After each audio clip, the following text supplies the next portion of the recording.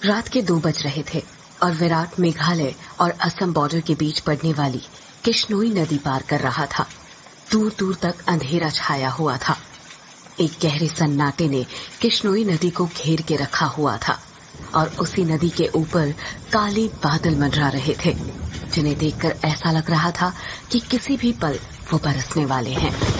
नदी में घुटनों तक का पानी था, जो धीमी रफ्तार के साथ बहे जा रहा था।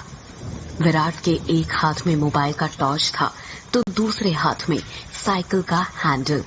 विराट पैदल पैदल मोबाइल के टॉर्च की रोशनी के सहारे नदी पार कर ही रहा था कि तभी मोबाइल फोन बजने लग जाता है। विराट ने फोन उठाते हुए कहा, हाँ वंदना, बोलो। मोबाइल के अंदर से एक औरत की आवाज सुनाई देती है। कहाँ तक पहुँचे आप जी?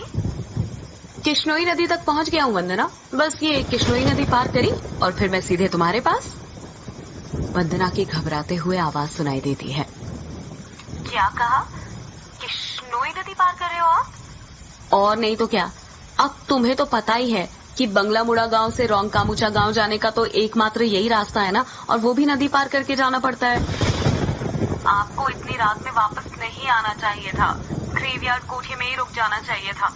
आपको पता है ना, नदी के पास वो घूमती है। विराट हैरानी के साथ पूछता है, वो घूमती है मतलब? आपको सब पता है, पर फिर भी आप जानबूझकर ऐसा बोल रहे हैं ना।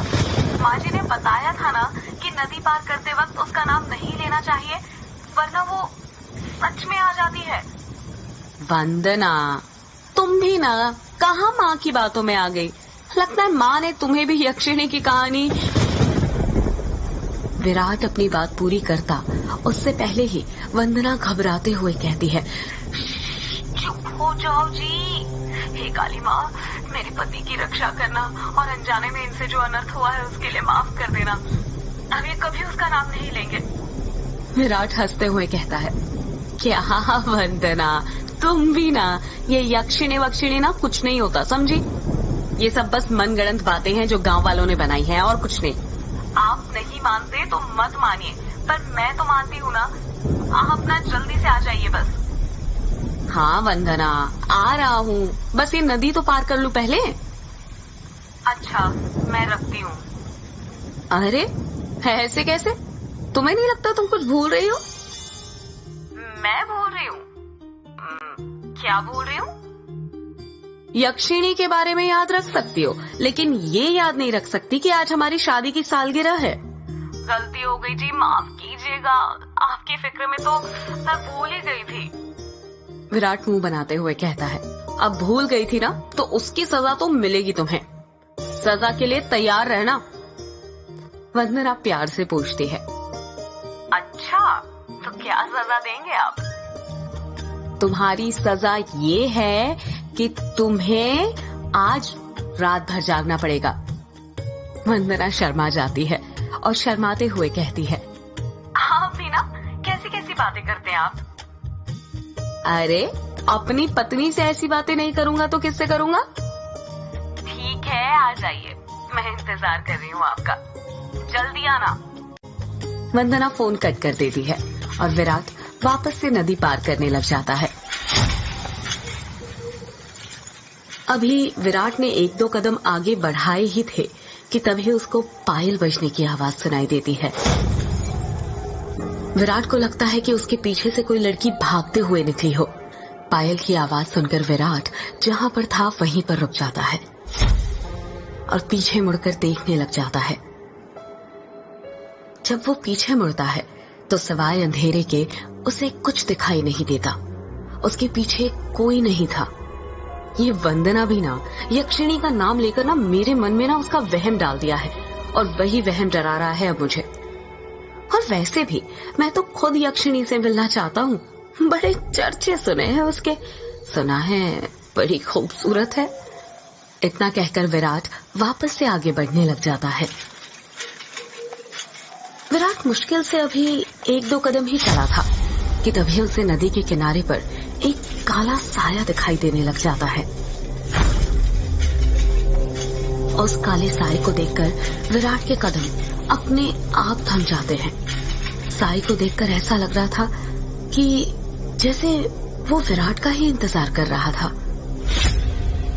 काले साए के पास से पायल के बजने की आवाज और चमेली के फूल की खुशबू आ रही थी।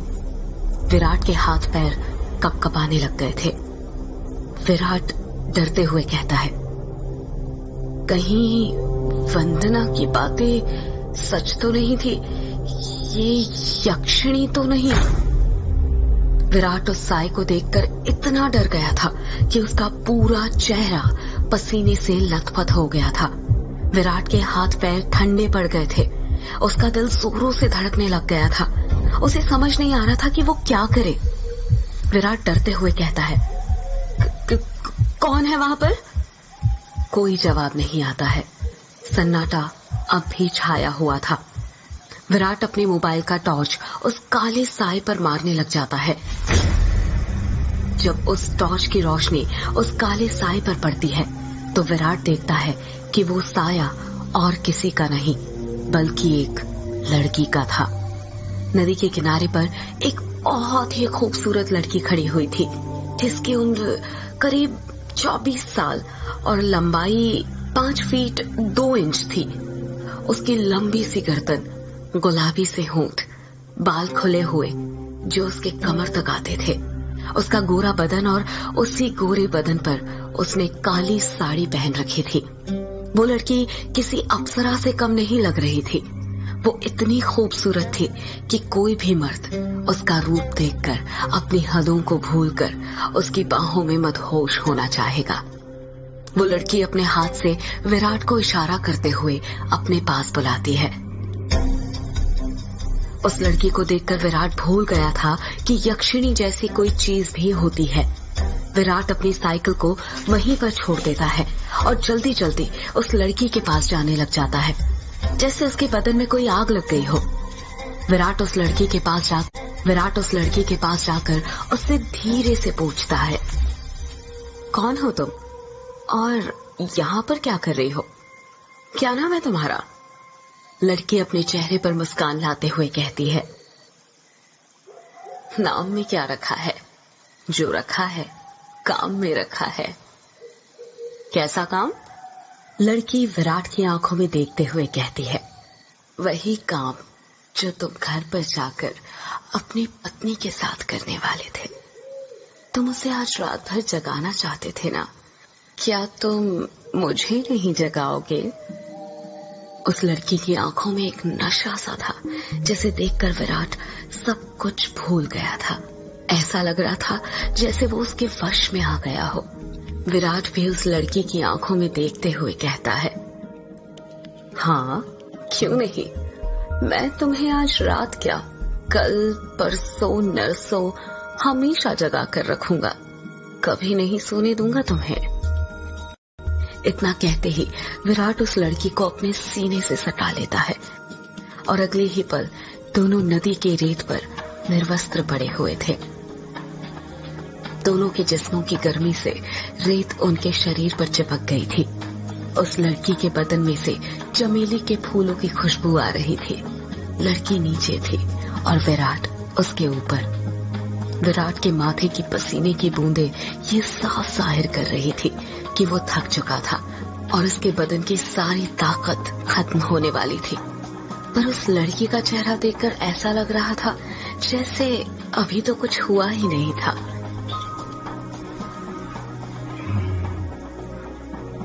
उसके अंदर की प्यास अभी बुझी नहीं थी।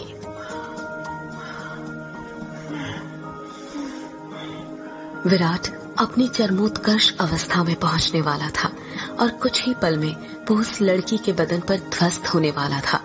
तभी उसकी नजर उस लड़की के वक्ष पर पड़ती है और वो देखता है कि उस लड़की के वक्ष पर धीरे धीरे झुर्रियां आने लग गई थी। उसके हाथ पैरों की नसें बाहर निकलने लग गई थी।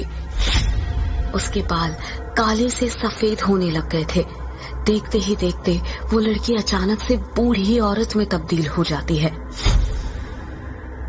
ये सब देखकर विराट की आंखें फटी की फटी रह गई थी। उसका गर्म बदन अचानक से ठंडा पड़ गया था। विराट कांपते हुए कहता है, कौन हो तुम? वो लड़की धीरे से कहती है, मैं यक्षिणी, तेरी मौत। ये सुनकर विराट के रोंगटे खड़े हो जाते हैं और वो झट से उससे दूर हटने लगता है। पर उसी वक्त यक्षिणी उसे अपने दोनों हाथों से पकड़ लेती है और कहती है, अभी कहाँ जा रहे हो प्रियतम? मेरी प्यास अभी बुझी नहीं है।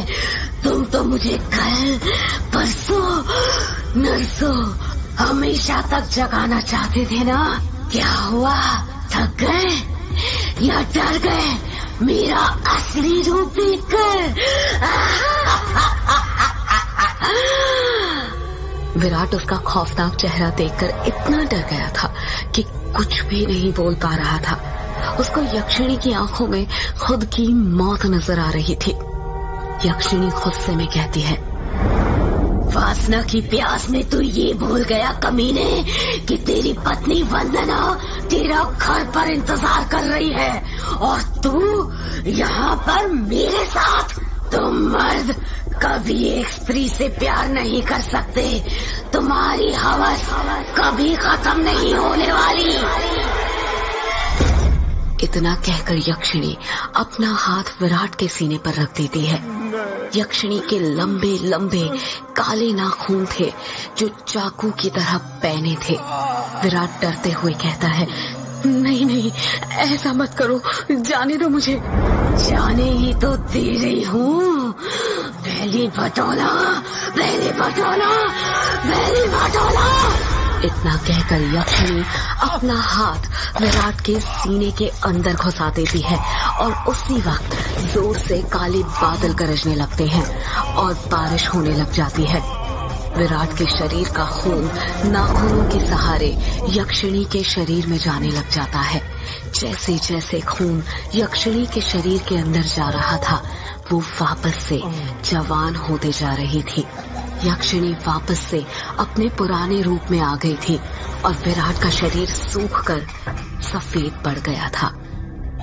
उसके अंदर खून की एक बूंद तक नहीं थी, पर उसकी धड़कनें अब भी चल रही थी। यक्षिणी अपना मुंह विराट के कान के पास ले जाती है और फुसफुसाते हुए कहती है, राम नो राम रो, राम रो, राम नो राम नो, राम रो।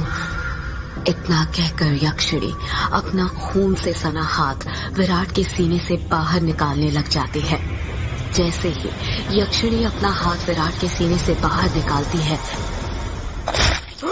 विराट अपना दम तोड़ देता है, क्योंकि यक्षिणी के हाथ में विराट का दिल था जो सिकुड़ चुका था। अगले ही पहल यक्षिणी विराट का दिल लेकर गायब हो जाती है, ठीक उस तरह जिस तरह बारिश की बूंदें होती है।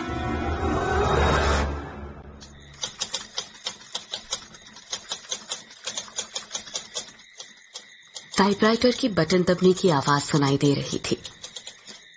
एक आदमी जो कि कोट पैंट पहना हुआ था, एक बंद कमरे में सफेद टाइपराइटर के ऊपर कहानी टाइप कर रहा था। उस आदमी ने बड़ा सा गोल चश्मा पहना हुआ था। कमरे के अंदर चारों तरफ बुक शेल्फ रखी हुई थी, जिनमें करीब 1000 से भी ज्यादा किताबें जमी हुई थी। टेबल के ऊपर ही एक एशट्रे थी, जिसमें कुछ आधी जली तो कुछ पूरी जली सिगरेट और ऐश रखी हुई थी। लेखक खुद से कहता है, चलो ये भाग तो पूरा हुआ। अब दूसरे भाग में वंदना अपने पति की मौत का बदला लेगी, साथ में यक्षिणी के अभिशाप का पता भी लगाएगी और उसे ना इस अभिशाप से मुक्ति दिलाएगी। रीडर्स को बहुत दुख होगा विराट की मौत से, पर क्या करे, मौत होगी तभी तो हॉरर कहानी आगे बढ़ेगी ना। इतना कहकर लेखक एक सिगरेट जलाता है और उसके कश खींचते हुए अपने मोबाइल से किसी को फोन करने लग जाता है।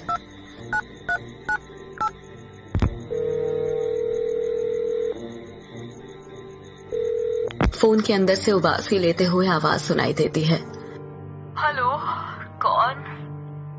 हेलो जगदीश, वो मैं बोल रहा था कि कहानी तैयार हो गई है। अच्छा सर, आप है? क्या कहा आपने? कहानी तैयार हो गई? ये तो बहुत अच्छी बात है सर, पर बुरा मत मानिएगा सर, ये बात आप मुझे सुबह भी तो बता सकते थे। इतनी रात में कॉल करने की क्या जरूरत थी? लेखक सिगरेट का कश खींचते हुए कहता है। क्या कहा?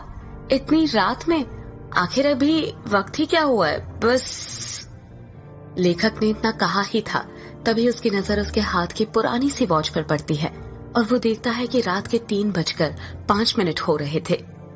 लेखक अपनी गलती महसूस करते हुए कहता है, अरे 3 बज गए, इतनी रात हो गई। मुझे तो पता भी नहीं चला, मुझे तो लगा अभी 9-10 ही बज रहे होंगे। कोई बात नहीं सर, मैं समझ सकता हूँ। आप इतनी लगन के साथ इतनी कहानी लिखते हैं कि आपको वक्त का एहसास ही नहीं होता। हाँ, ये तो है। देखना, जब ये किताब आएगी ना तो लोगों के रोंगटे खड़े हो जाएंगे। रात रात भर जाग कर ये कहानी लिखी है मैंने। वो तो होनी ही है सर, आखिर आपकी कहानी में जान होती है, इतनी जान कि सोए हुए मुर्दों को भी जगा दे और उनको भी कहानी सुनने के लिए मजबूर कर दे। वैसे अभी जो कहानी आपने लिखी है उसका नाम क्या है? इस कहानी का नाम है यक्षिणी एक डायन। मोबाइल के अंदर से हैरानी के साथ आवाज सुनाई देती है। क्या कहा सर? यक्षिणी? हाँ, यक्षिणी। क्या हुआ, तुम इतना शॉक्ड क्यों लग रहे हो? सर, मैंने सुना है ये जो यक्षिणी है ये आपके गांव के पास जो किश्नोई नदी है वहां पर घूमा करती है और मर्दों के साथ वो सब, यानी वही सब करके उन्हें मार देती है। हाँ तो सर, आपको डर नहीं लगता जिस गांव में यक्षिणी घूमती है वहीं पर रहकर उसके बारे में कहानी लिखकर, अगर यक्षिणी ने आपको कुछ कर दिया तो? जगदीश, यक्षिणी इतनी बुरी नहीं होती जितना गांव के लोग और तुम सब समझते हो। मतलब ये कि यक्षिणियां बहुत अच्छी होती है, इतनी अच्छी कि दूसरों की खुशी के लिए अपना सब कुछ कुर्बान करने के लिए तैयार हो जाए। पर कभी कभी जिंदगी में कुछ ऐसी घटना घटती है कि आपकी पूरी जिंदगी बदल जाती है। कैसी घटना सर? मैं कुछ समझा नहीं। पौराणिक मान्यताओं के अनुसार हमारे ब्रह्मांड में अनेक लोक हैं, जिसमें देवी देवताओं, सुर असुर, राक्षसों का वास होता है। इन सभी लोगों की दूरी पृथ्वी से अलग अलग है। कहा जाता है कि इन सभी लोकों में विष्णु लोक सबसे ऊपर है और सबसे निचला लोक यक्ष यक्षिणियों और अप्सराओं का है, जो पृथ्वी से सबसे नजदीक है। जो लोक पृथ्वी के सबसे नजदीक है, उस लोक के देवी देवताओं की पूजा करने से वो देवी देवता जल्दी प्रसन्न होते हैं। जगदीश बीच में ही बोल पड़ता है। ऐसा क्यों सर? उस लोक के देवी देवता जल्दी प्रसन्न क्यों होते हैं? क्योंकि लगातार ठीक दिशा और समय पर किसी मंत्र की साधना करने से उन देवी देवताओं तक वो गई नहीं है, शांत हो गई है। शांत हो गई है मतलब ये कि आज से 13 साल पहले उस ग्रेवयार्ड को